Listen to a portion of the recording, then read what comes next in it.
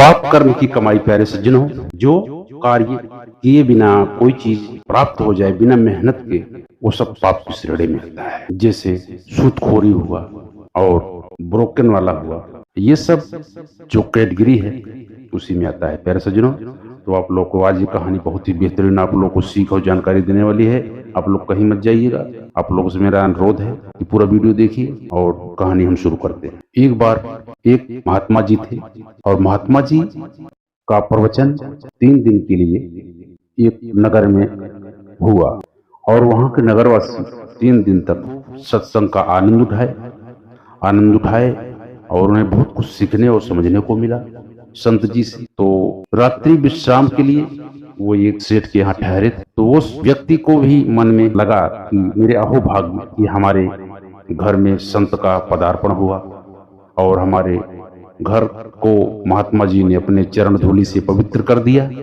इतनी महान आत्मा हमारे घर में निवास की 3 दिन। तो तीसरे दिन जब कथा समापन हो गया दोस्तों, तो एकाएक महाराज जी वहां से बिना बताए चले गए और थोड़ी टाइम के बाद सेठ जी के यहाँ एक हार था, चोरी हो गया। चारों तरफ दोस्तों लोग ढूंढने लगे हार को, परंतु कहीं मिल नहीं रहा और ये महात्मा भी बिना बताए चले गए थे वहां से। अब इनके ऊपर शक करना तो एकदम से लोगों को लग रहा था कि इतनी महान आत्मा है और इतने बड़े ज्ञानी महापुरुष हैं और वैसा तो करेंगे नहीं, उनके ऊपर शक जाने की कोई गुंजाइश ही नहीं, उनके ऊपर शक करना भी पाप है।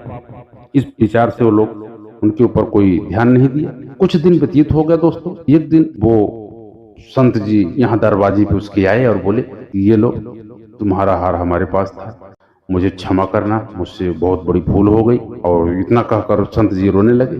तो सेठ बोला कि अरे महाराज जी ऐसा मत करो, परंतु मेरे मन में एक सवाल उत्पन्न हो रहा है महात्मन कि आपसे इतना बड़ा भूल कैसे हो गया, पाप कैसे हो गया। तब महाराज जी पूरा वृतांत बताते हैं। महाराज जी बोलते हैं कि देखिए ऐसा है कि यहाँ कथा करने के पहले हम भिक्षाटन के लिए कहीं गए थे, तो एक चोर ने हमको भिक्षा दिया था। चोर का अन्न खाने के बाद हमारे मन में पाप प्रवृत्ति हो गई। ईमानदारी के धन से सत प्रवृत्तियां उत्पन्न होती हैं, हमारे मन में सत प्रवृत्तियां उभरती हैं और पाप की कमाई से हमारे मन में कुप्रवृत्तियां उत्पन्न होती हैं। सब अन्न का ही दोष है, अन्न से मन बनता है।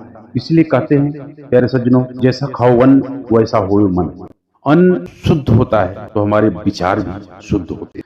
पाप और पुण्य की स्थिति भोजन की स्थिति पर ही निर्भर करती है कि किस प्रकार का भोजन है, किस प्रकार से कमाए गए धन से रोटी बनी है। मुफ्त में मिली चीज दुख देती है। पाप की कमाई के धन से आपके बच्चों पर भी उसका असर पड़ता है।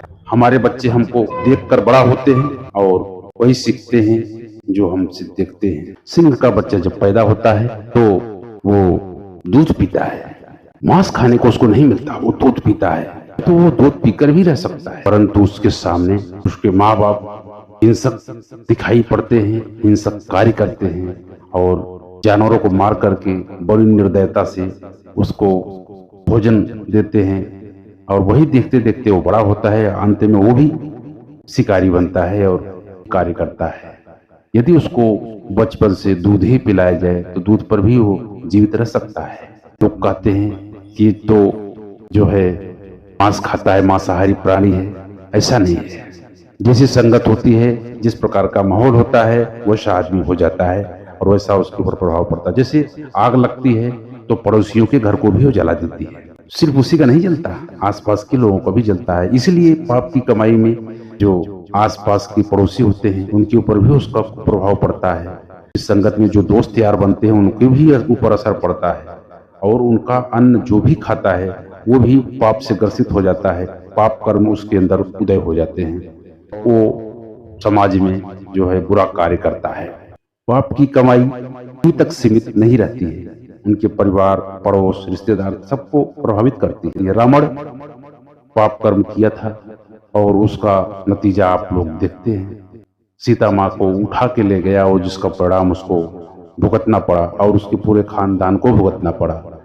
तो पाप कर्म करने वाला का पूरा परिवार समूल विनाश हो जाता है और उसका परिणाम सबको भुगतना पड़ता है। एक बच्चा क्राइम करता है तो कानून उसे पकड़ने के लिए उसके माँ बाप, उसके रिश्तेदार, उसके सगे संबंधियों को भी प्रताड़ित किया जाता है, पूछताछ की जाती है, परेशान किया जाता है। दोस्तों, गलत कार्य का गलत नतीजा होता है।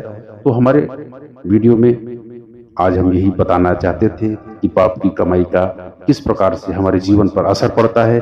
तो हमारा वीडियो कैसा लगा दोस्तों? यदि हमारा वीडियो अच्छा लगा हो तो एक लाइक कर देना दोस्तों, और जो आप चैनल में नए हैं तो आप लोग चैनल को सब्सक्राइब करके बेल आइकन प्रेस कर देना दोस्तों। बेल आइकन प्रेस कर देंगे, घंटी वाला बटन दबा देंगे तो हमारा नोटिफिकेशन आप लोगों को हमेशा मिलता रहेगा। मिलते हैं अगली वीडियो में, तब तक आप खुश रहो, मस्त रहो, आनंद में रहो। यही हमारी दिल से सब लोगों के लिए शुभकामना है। मिलते हैं अगले वीडियो में। जय श्री कृष्णा दोस्तों।